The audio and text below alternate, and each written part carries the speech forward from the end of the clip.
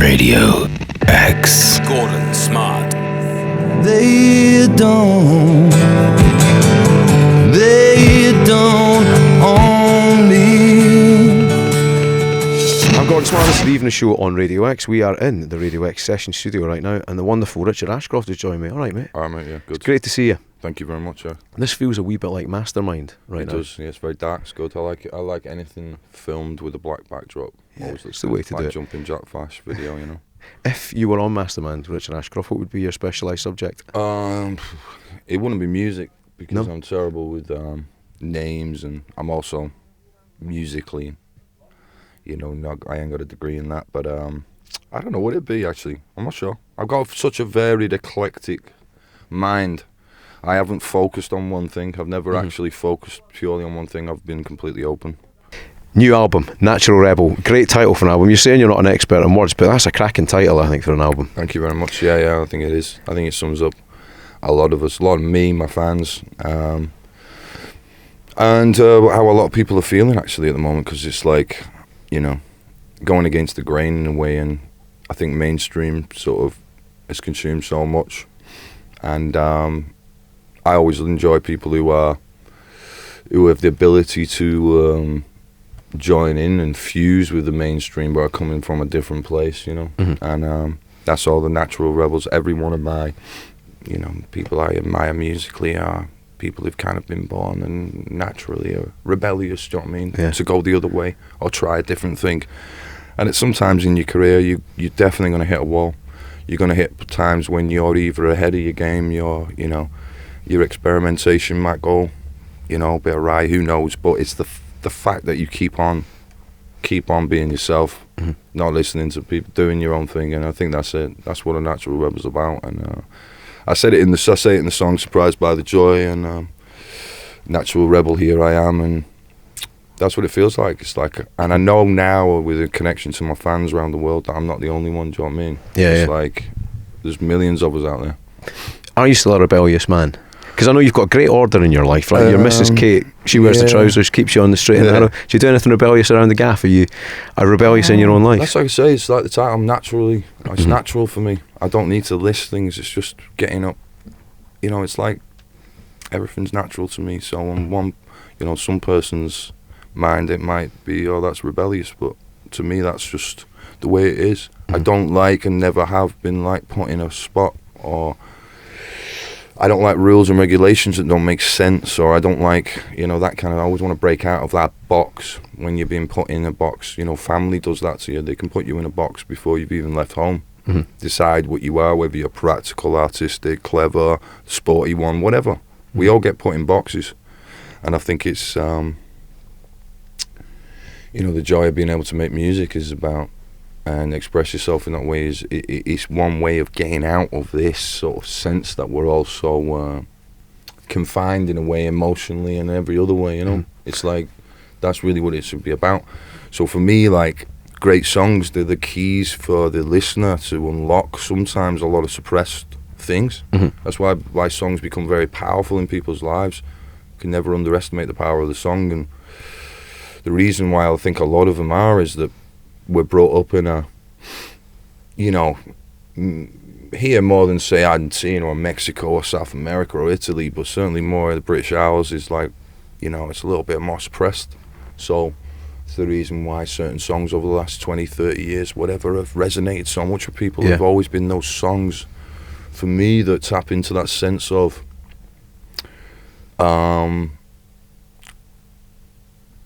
the sort of light at the end of the tunnel, a hope, just total nihilism, and that don't work with us, because it's like we see that every day. Hope not fear. We see it every day, you know what I mean? It's like we don't need it. For me, I just want to like represent, and make music for people, my fans, that inspires them, and the artist music in the world is stuff that's uplifting. It's so easy to write a dirge. That just like, wow, that guy was depressed. Well, what do you feel like when did you ever feel good? Do you ever, has there been anything happening in your life that's made you feel like full of love or anything, or do you spend your time in that state of mind? So for me, I love music that represents all of the gamut of emotions that we go through. You've been dead clear about this album. It's your 5th solo album, and it's for the fans, right? When you sit down with a guitar and you're writing a song, could you describe the fan that's in your head that you're writing for? I'm not, I'll make it clear, I never write for the fans. Right. But when it comes to dedicating who is this album for, who at the end of the day, I've dedicated the albums to my family, my wife, my children, and that's and ultimately in my mind and my heart, that's who this album's dedicated to, as well as the people that support you, and when I see them, I should check them out on Instagram. Someone's got a couple of dogs on a beach somewhere in like Brazil or Argentina or wherever, and he's got his young kid, and he's saying, "Hey, Rich, check my family out, check my life, check what I've got together." Yeah. To me, that's a really positive thing, and I think what they're getting from me is that, they're getting a guy who's now a man now, dealing with older man issues. So whether it be I've got older relatives who are dying and passing away, whether it be I've got friends along the way who've passed away, whatever, these are real life things, and I want to reflect where I'm at as well as a human being. There's no point me pretending I'm 21 in my songs. Yeah. So my songs on this record, they're going to reflect so much of where I'm at right now, not only in the business but in personal. So this album covers it all, like, whether it's me retaking the turf back from people who I believe are just imitators, imposters. I've said that before many times. There are many kind of pale imitations of the real thing. The real thing don't work like a machine or a robot. It don't tour for 18 months with no problems. It don't. No. You know what I mean? You're gonna get expect the full Monty. Yeah. So that's the thing. It's like, the record covers all that, but I do believe that if you're at a certain point in your life, you should reflect that, you know what I mean? Yeah. I'm where I am right now, and it's the end of the day, it's like Johnny Cash and his relationship, and John Lennon with his relationship and his life. They weren't afraid to talk, to that's what they were talking about. This is where you are now. Yeah. They were talking about their lives, and we related to that because they were very, very simple human conditions that we go through that, we all share, and I think that's what I love. But I also then like taking my audience on a further sort of sonic journey that if they want to go within the music, if they want to go into Lucky Man and forget what I'm going on about back in the day, or Song for the Lovers, Break Me Night of Colour, there's something within it, sonically within it, that has depth, that ain't just about 12 o'clock on the radio. Actually, 12 o'clock midnight, there's a whole other thing going on in the record. Mm-hmm. And I think that was something that the guys back in the 60s, 70s, and they that was natural to them. It was natural to be part of a culture that was about pushing things and your mentality, yourself, your music, but pushing it right into the heart of the mainstream. Mm-hmm. And then you're saying to a 17 and 18-year-old kid who's getting into music and stuff, you're saying like, well, look, maybe you're at a crossroads in your life, because that girl's melody is as catchy as that. Yet this sounds beautiful. This sounds like real and authentic. This sounds like processed shit written by a couple of writers in a room. Mm-hmm. Where do you want to go? Yeah. Do you want to listen to that for the rest of your life, or do you want to then start your whole journey into the whole thing? Mm-hmm. So I just feel honoured to be part of that side of the tracks, if you know what I mean. Yeah, definitely. Well, I listened to the first single from the new album, Surprised by the Joy, this afternoon, and the first thing I thought was like, wow, that's got a bit of Fleetwood Mac about it. This is great. I think it's Ashcroft, delivering what we want from you. It's a fantastic song. Exciting times, mate, isn't it? 5th solo album. Yeah. You've just come off tour with Liam Gallagher as well, so have you managed to recalibrate and get yourself back into normal life? Have you reintegrated into society quite easily after that madness? Well, yeah, I think a lot of the shows I've played this year have been of a certain size. Yeah. Whether it be with the Stones, Old Trafford, Stones at Murrayfield, Roger Waters, Hyde Park, nearly, even the ones I've done on my own in Europe, every one has been, 30, 40, 50,000. Yeah. And again, I'm just very lucky that at some point in my life I tapped into some sort of timeless seam that allows me to walk on the stage and play stuff before anyone in the world. It don't matter who you are. And that's the thing, it's like, you've got to be pretty confident to go on after me. Yeah. You know what I mean? Yeah. You've got to be a big act. And you've got to have the artillery, I call it, and the artillery is your songs. the canon is there. Yeah, exactly. I mean, Yeah. unless it's a dance event or something, or it's a different kind of event. But if you've got 50,000 people all gathering and all getting further and further inebriated and bladdered, and they want some fucking tunes, you know, you better be delivering if you're going on before Liam or, you know, I used to get that with Oasis, you know what I mean? I've supported Oasis on my own. Yeah. And I've said that to them before, you know, I reckon I'm the only solo male guy in the world that can walk on before Oasis. Yeah, get that crowd right and warmed up. Yeah, and be in the spirit of it, and also like not shrink in those moments, but actually, you know, drink Embrace it it. in, embrace it, Yeah. and all that. And they know that because we're all part of a similar audience-wise. You know, I'm part of them as well because you know, I was a fan of that band as well, so I understand. I was a fan of the Roses. You know, I am a fan of the Roses. I understand what it's like to love a band and be passionate and make your way to the front and feel that energy. So what was interesting about them gigs was reigniting that again in people, and the people who never experienced that having a little taste of how crazy it was back then. How different is it now compared to that back then? It's different gigs. I think ultimately the saddest thing is just the fact that, you know, I think the musicians now and the artists need to regain the power again over the event, because it's the musicians who get blamed constantly for the fact that there was a 4-mile long beer queue or we got herded out like cattle. You know, so there are certain gigs I've done this summer where I'm like, this is out of order, because when it's a big gig and people have been looking up for, say we played Dublin, Belfast together, you know, they're looking forward to that for a long time, and it's like, they were great gigs, but they could have been better. So if it's your party you're organising and you'd have done, straight away you'd have been like, Dublin, you'd have been, PA needs to be 7 times bigger.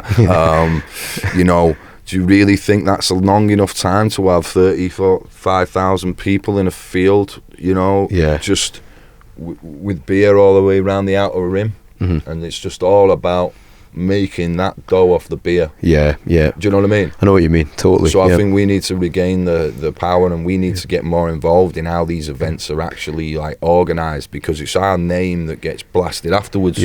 But I'll say it's the corporate, if anything, in a nutshell, if anyone ever watches Woodstock, the movie, there's a guy there and he's got a little white Lacoste t-shirt on and tennis shorts. He looks completely out of place. He must be the root of all this. He was the first part. He was the man. He's it. I don't even know who he is, but I remember saying to someone years ago, we were watching the Woodstock, and I said, that's it. That dude there, he's the first one, because he's so out of place in his Lacoste tennis shirt. Imagine that in 1960 at Woodstock. He turns up in a Lacoste top. And I'm like, from that moment on, Woodstock, everything about the essence of it has gone into... So things are now shows, you know, things are now events. But what I bring to it is, and that's why I stun people live, is I bring something that, you know, isn't as ordered as other people. I bring what's happened that day to the stage. I bring my dreams to the stage, and I leave my heart and my soul and everything on that stage. And that's what Edith Piaf, all those great performers in the past, whether it was Elvis, every time Elvis sang, man, he left his like heart and soul there. And I think people want that now more than ever, because there's no one fulfilling that. Everything is pastiche and parody. Everything is like, if you're going to be, you know, you're just an Elvis impersonator, you ain't got a good voice. So everything has been diluted to the point where we no longer know what's the real deal and what's just some record company fake crap, you know what I mean? Well, it's a good time to go out and do the intimate shows, isn't it? People do know. People do know, I'm telling you, young people know, because that was the biggest, stunning, most beautiful thing about the Stones, Liam and Roger Waters, was there was a vast amount of young people at those gigs. And they're into it and they're up for it. And, you know, it's again, it's just like an eclectic world we live in now, world musically, that I would have been happy and have been more comfortable in 20 years ago. And I've been embraced in. You know what I mean? That people would have understood where I was going with like the music I've made over the years, whether it's Human Conditions, Check the Meaning, you know, it's hip hop, blues, soul, rock, everything all combined. And now everyone's like, yeah, of course. You know what I mean? Of course, you can do what you want. There is no rules. But I knew there was no rules back then, because we were running 2 Pro Tools units and the tape, and we were way ahead of everyone else of what was going on. So I could already tell that the rules had gone Yeah. in how you make music or what you should have as an intro or whatever. Mm-hmm.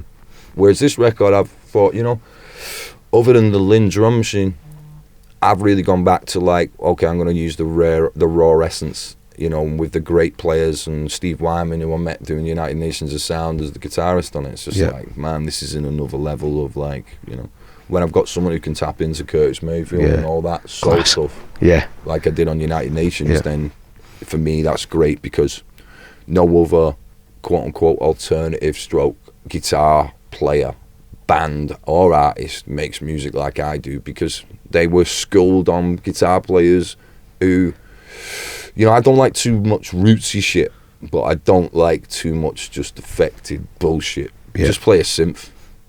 Do you know what I mean? Yeah. Play something else. Yeah. Fucking play the guitar. Or don't. Yeah. Don't just go like that and just think that that is doing a Coldplay downstroke. Down, down, down, down. That's not sufficient, man. Fuck off, boring. Yeah. So what I wanted to do was, I wanted the last song on the album, When the Fans Get It, it really is me saying, okay, if you can't get to this level, a bit like Resurrection or a bit like where Jimmy got with the guitar, don't bother. Yeah. You know, don't bother. That's it. As always, talking an awful lot of sense to me today, Mr. Ashcroft. Now, I need to speak to you about something, right? For years and years, people would borrow urban hymns off me and never give it back. I've bought it 6 or 7 times, so I've put a few quid in your pocket. That's £6 out, yeah. Then. But at the same time, though, have you been that guy that hands out records? Are you a man who lends your music to people? I have in the past, yeah. People good at returning books. it? I think books are a big one like that. It's true, isn't it? And the thing is, with a book, it's different to music, because I always feel like a book has to be exceptional, or you have to give it a certain amount of time before you revisit it. Yeah, whereas definitely. a record, you could be having it on for the next month. Exactly, yeah. Or the next 6 years. Yeah. So when someone doesn't give a record back, they're giving back something that you know you've already missed potentially X amount of plays. So it's a different thing. But there are rules. Yeah, books. There's a lot of books and that, and you know I've borrowed loads of back in the day when I had no money. I was always borrowing clothes, and I was the guilty party, not giving clothes back and shit like that. You know. You've got plenty of clothes now, though. I love talking about your clothes. I'm fine on the clothes, so I've got, doing all right I've got there. the other problem now. Yeah. Okay. Now listen, earlier on we were playing a bit of the Verve on Radio X, and it got us thinking. You know, you've got this rich canon of music now, but have you got one particular favourite? Is there one song from your, you know, solo stuff as well, the 5 solo albums? Is there one that stands out for you? Not really, because it's you know, the only way I could answer it would be like, okay, which one out of those tunes sums up that feeling best? You know what I mean? So, you know, looking out of them all, you know what I mean? I'm looking back, I'm like, I got a new song on this album called That's How Strong, and then I go through things that people probably don't even know, like Brave New World, and, you know, the ones they do know, Sonnet, and those songs really, they're so powerful that they're beyond me, and I think that's the exciting thing. It's like, what's good, I'm in a position now where each drop of new material just sort of, for me and the fans and what I do live, is just makes the problem with the set list. It's like having an incredible team. It's a headache. I remember speaking to who'd you drop? Yeah. I remember speaking to a footballer about it, and he said to me that before he started any game, he had to have at least one shot with the right foot, one shot with the left foot, and a header. Before you play a gig, right? Do you have like a go-to thing you have to do before you go on stage? Let me think about that. Not really. It's just a very internal thing, you know. So there can be people around me, but I just go very within myself and withdrawn, and you know. Ultimately, I think it's more just preparing for what I'm about to give, and it's no big deal. I'm not a fireman or anything like that. I'm not even, you know, I'm not a boxer or anything. But I think if you're doing anything where you're digging in and you're going there, because at times, for me, this is why doing what I do, and certain other acts have done it in the past, it's beyond everything as a performance, because it's gone beyond acting. You know, for a lot of acts it hasn't. It's remained at that level as a performance. So what I do is beyond acting. It's beyond performance. It's everything all combined to create something that is tangible and real in front of people's eyes, that they can actually feel that energy. So, you know, for me, that's the thing I'm aiming at for the future, is like carrying on. There's no great highlight. They're all like part of the same set of massive jumble of emotions that we all go with, and I'm trying to define them a little bit, bring them down into music, you know, because they're all just there in our heads. And it's like, and sometimes you hear a tune and you're like, bang, you got it. Going back to the Roses, She Bangs the Drums, the first time I heard that, I'm like, how did you get that morning breaking dawn, everything's going right feeling, like, you know, magical moment. Still on the grass, sun's rising, my life's good, you know, to get that. And that's what we're all searching for, I think, is to grab down those feelings and put them down forever. That is your job. So forever you can tap into Lucky Man. You know, forever you can tap into whatever these tunes are, and you have a direct link to a feeling of, you know, with that is utter joy, it's, you know, being liberated, of liberty, of feeling liberated and lifted. And I think that's the thing, is like a lot of shit, I'm aware now that so many fucking artists, man, it's like if they can't write a song or they can't sing or they can't play, they end up being like kind of like semi-political leaders, or, you know, believe they have to have a million causes to hide the fact they can't do the very thing that we want them to do. It's like when the day when David Beckham was putting in the crosses, it's like you used to have people going, yeah, but he can't do it. He can't string two sentences together. I'm like, doesn't matter. Shit. Just put it on the guy's head, and then he'll edit in, and then we're 1-0 up. Spot I don't want Shakespeare. And what people want from me is like what I didn't want from, say, if I was a Sinatra fan or an Elvis fan or any of those guys. I'm not really that interested, really. Even though they, you know, Sinatra got very political with JFK, and that didn't turn out well for him. But people got political, but not like these days. Not like ultimately, if someone's paying hard-earned money to see me play live, they don't want a rant about what's happening on the other side of the world, or they don't want to know, like, which way they should vote. The whole essence of me playing Barrowlands is the fact that we've left all that behind. We don't give a crap. That paradigm has been broken, smashed by music and an artist. You know, that's where music is power. That's what we forgot. So all these artists and actors and everyone with all their opinions and all their, like, little speeches and this, that and the other, go back to what you were supposed to do.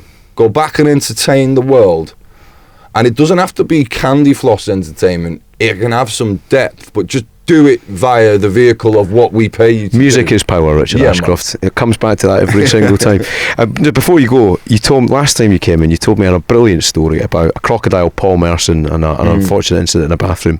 You've just been on the road with incredible people, Roger Waters, the Rolling Stones, Liam Gallagher. Can you give us a little anecdote from on the road over the summer that can match the crocodile in the bathroom story? No, I don't think there's anything actually that matches the crocodile in the bathroom story. But I'm trying to think, really. What am I recalling, really? I don't know. I think I'll leave you with this line, man. And this is important. Has anyone seen that picture? Have you seen that picture I did with the Rolling Stones at the Murrayfield gig? I haven't. No, I haven't. I need to check it. Neither have I. Radio X.